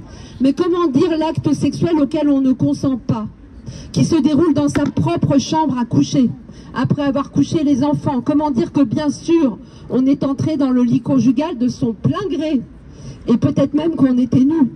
Et comment dire qu'on a dit non? Ou peut-être même qu'on n'a pas dit non, mais que tout notre corps disait non? Et comment dire qu'on ne s'est pas battu? Parce que comment se défendre contre son mari, son compagnon? Parfois le violeur a la clé de la maison, de la chambre, de l'intimité, du psychisme, de l'amour et de la relation. Il n'y a pas de caméra de surveillance dans les chambres à coucher. Ça va être parole contre parole. Et s'il n'y avait pas eu de preuves tangibles, s'il n'y avait pas ces milliers de vidéos, qui aurait cru Gisèle?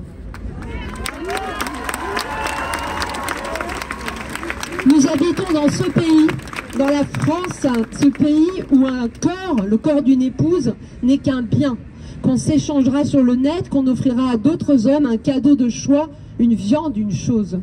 Dans les articles consacrés au procès, on lit qu'elle est digne, Gisèle, mais pourquoi elle ne le serait pas? L'indignité, c'est elle qui lui fait face.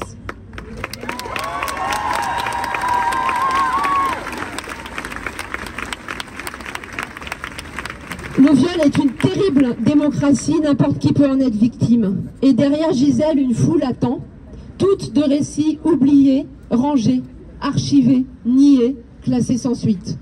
Une montagne de récits de victimes qui disent toujours la même chose. Leur similitude donne le vertige, la persistance avec laquelle notre société bataille pour qu'il n'en reste pas un mot de ce qu'on raconte. Aucune trace de ces témoignages, ça donne la nausée.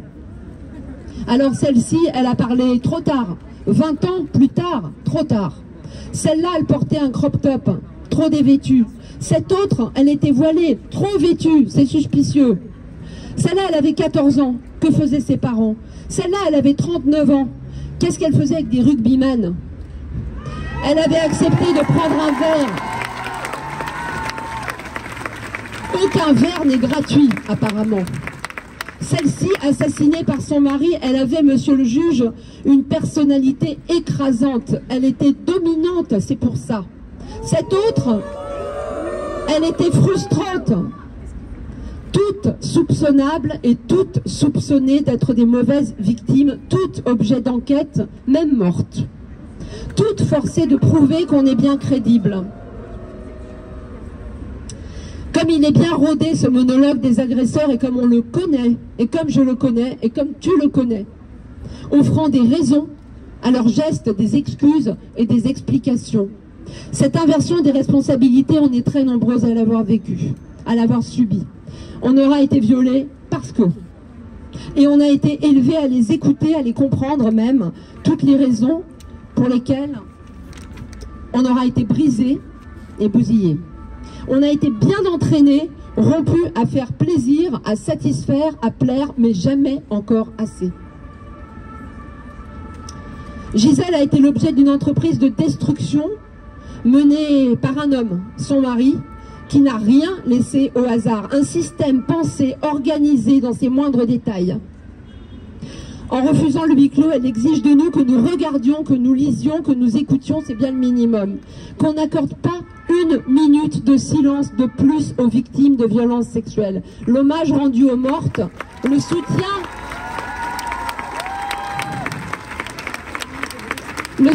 aux femmes violées, qu'ils fassent un boucan d'enfer et qu'il soit un chaos inoubliable, qu'il soit une question obsédante enfin.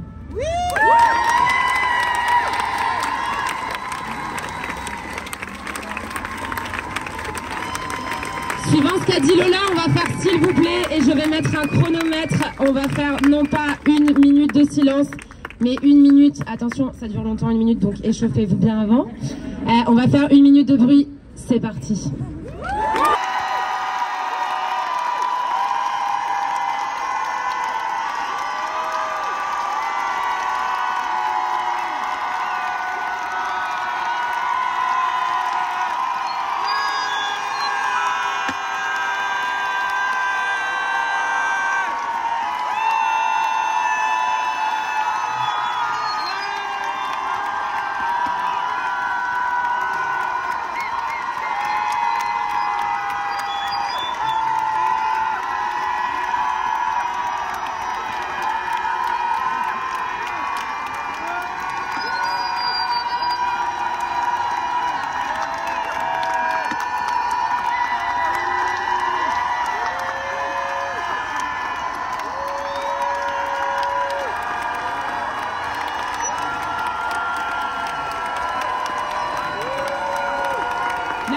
Bellico, vous pouvez vous applaudir.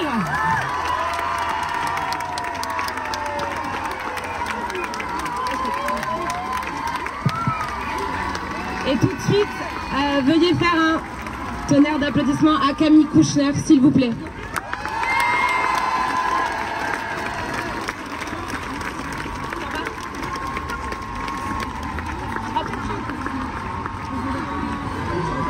Camille, froid de vent, maîtrise, s'il vous plaît. Mais Camille Kouchner est là aussi. Viens à côté de moi, Camille. Viens, on fait un gang des Camilles.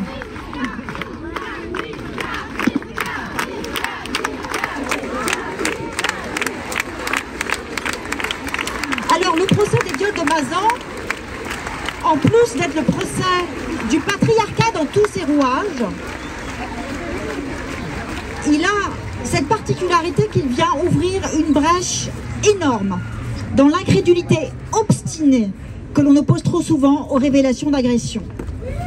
Car elle comporte un élément absent des affaires de violence sexuelle qui, depuis une dizaine d'années, explosent et disparaissent comme des bulles une fois l'indignation et l'émotion retombées.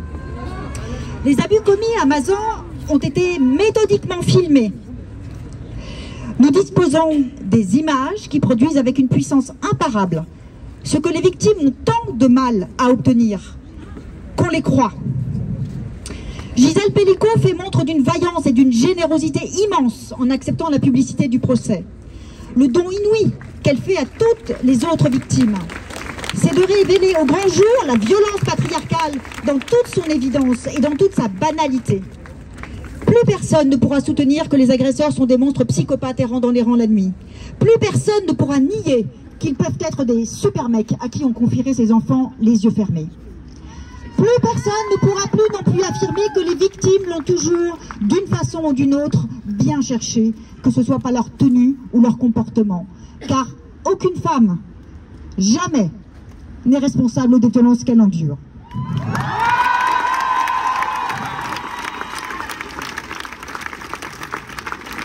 La dépossession radicale de son être, subie par Gisèle, témoigne que c'est même tout l'inverse, que l'entière responsabilité revient aux hommes, à tous les hommes, agresseurs, témoins aveugles, complices silencieux, indifférents et incrédules ordinaires. Nous dirons désormais, rappelez-vous l'affaire Pellicot. Souvenez-vous de Gisèle, qui fut livrée à l'abjection la plus immonde par le chic type qui était son mari. Nous n'oublierons jamais ce qu'elle a fait pour que la honte change de camp. Nous lui devons une reconnaissance infinie.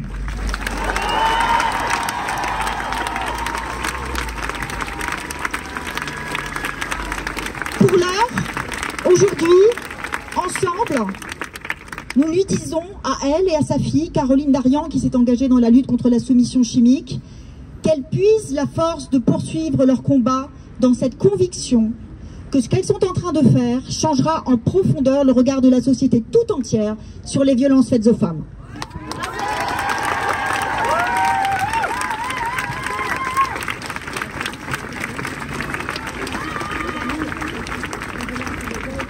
Charlotte, on te croit. Charlotte, on te croit. Charlotte, on te croit. Charlotte, on te croit. Charlotte, on te croit. Charlotte, on te croit. Charlotte, on te croit. Charlotte, on te croit. Charlotte, on te croit. Charlotte, on te croit. Charlotte, on te croit. Charlotte, on te croit. Charlotte, on te croit. Charlotte, on te croit. Charlotte, on te croit. Charlotte, on te croit. Et tout de suite, nous allons écouter une personne concernée par la thématique de la soumission chimique qui essaie aujourd'hui de faire avancer les choses aux côtés des associations. Je vous demande d'applaudir Madame Sandrine Josso, s'il vous plaît.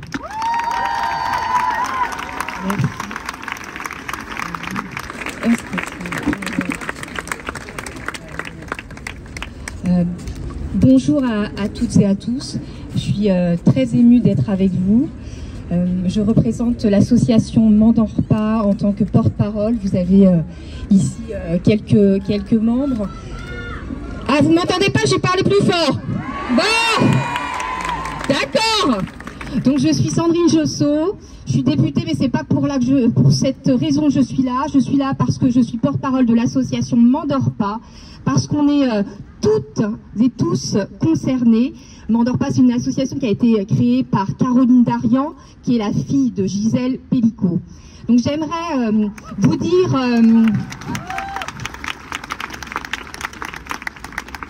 J'aimerais vous dire d'abord une première chose, remercier toutes les personnes qui ont organisé ce rassemblement. Donc bien sûr Anne-Cécile et puis tout le monde, on peut les applaudir. Bravo Anna, Blanche, voilà, j'en oublie certainement parce que ici il y a énormément d'énergie. Je sens aussi que quelque part on est comme à un point de bascule. Un point de bascule parce qu'on est nombreuses et nombreux. Et merci d'être là. Ici, mais aussi partout en France, ça c'est important. Et puis, bien sûr, on est en soutien. Bien sûr, évidemment, qu'on va continuer, parce que ici, nous sommes toutes et tous déterminés. On est bien d'accord. Et puis une chose importante, c'est que vous vous rendez compte, nous les femmes, on sait se rassembler. Et ça, on peut en être fiers.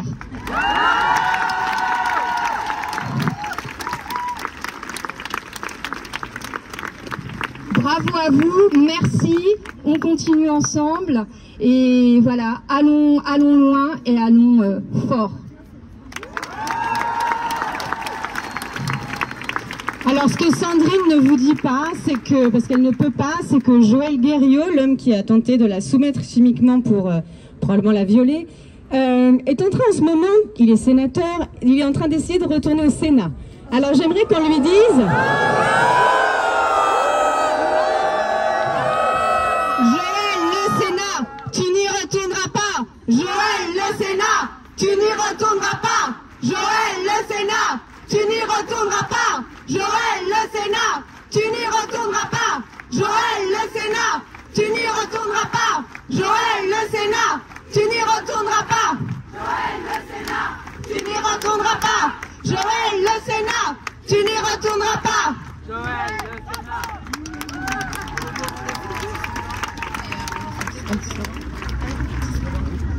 Donc du coup le rassemblement il va bientôt se finir, on va faire quelques slogans, mais avant 2 dates clés à mettre dans vos tablettes. Demain 14h à Bastille pour Femmes, Vie, Liberté, pour nos sœurs iraniennes qui sont en train de faire la révolution.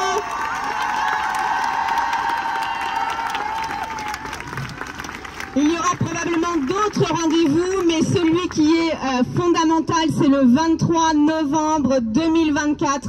2 jours avant la journée internationale contre les violences faites aux femmes. Il faut qu'on soit 100, 200, 300 000. Il faut que toutes les Parisiens et les Parisiennes soient dans la rue le 23 novembre 2024 pour demander une loi intégrale contre les violences sexuelles.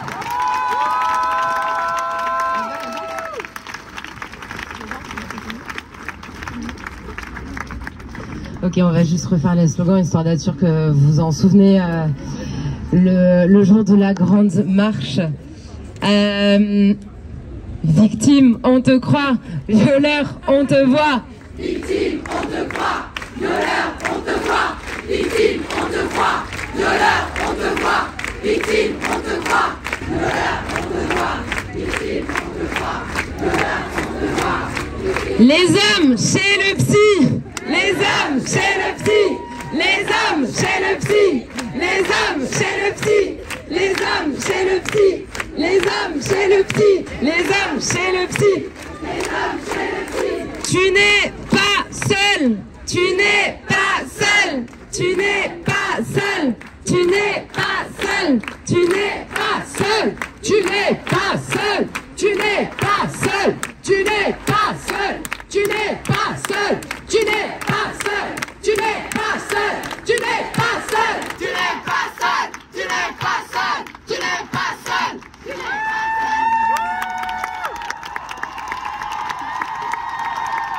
Pour que lors des prochains rassemblements, il y a encore plus de monde, pour que lors des prochaines marches, il y a encore plus de monde, c'est qu'être féministe, c'est vouloir l'égalité entre hommes et femmes dans les faits.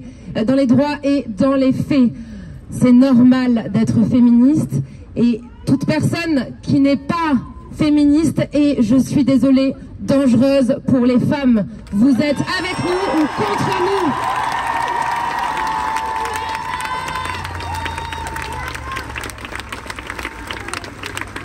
Vous êtes avec nous ou vous êtes contre nous? Gisèle, on te croit, les féministes sont avec toi. Gisèle, on te croit, les féministes sont avec toi. Gisèle, on te croit, les féministes sont avec toi. Gisèle, on te croit, les féministes sont avec toi. Gisèle, on te croit, les féministes sont avec toi. Gisèle, on te croit, les féministes sont avec toi. Gisèle, on te croit, les féministes sont avec toi. Gisèle, on te croit, les féministes sont avec toi. Gisèle, on te croit, les féministes sont avec toi. Gisèle, on te croit, les féministes sont avec toi. Gisèle, on te croit, les féministes sont avec toi. Gisèle, on te croit, les féministes sont avec toi. Gisèle, on te croit, les féministes sont avec toi. Gisèle, on te croit, les féministes sont avec toi. Gisèle, on te croit, les féministes sont avec toi. Il faut des moyens à la hauteur et une prise de conscience généralisée pour que personne ne s'abstienne de venir dans les rues avec nous le 25 novembre. C'est le 23 novembre. C'est ma deuxième erreur au micro. Excusez-moi, on a très peu dormi cette semaine. Il faudra rappeler à toutes les personnes que si elles ne sont pas à ces mobilisations féministes, à part souci majeur évidemment qui empêchent d'aller aux manifestations, elles sont contre nous, c'est aussi simple que ça. Je rigole absolument pas. C'est ça le pire. La honte change de camp. La honte change de camp. La honte change de camp. La honte change de camp. La honte change de camp. La honte change de camp. La honte change de camp. La honte change de camp. La honte change de camp. La honte change de camp. La honte change de camp. La honte change de camp. La honte change de camp. La honte change de camp. La honte change de camp. Merci.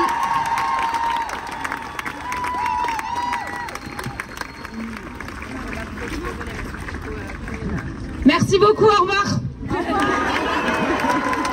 On se voit le 23 novembre. C'est très important, notez cette date dans votre agenda et assurez-vous que personne ne manque à l'appel ce jour-là, c'est essentiel. Merci beaucoup.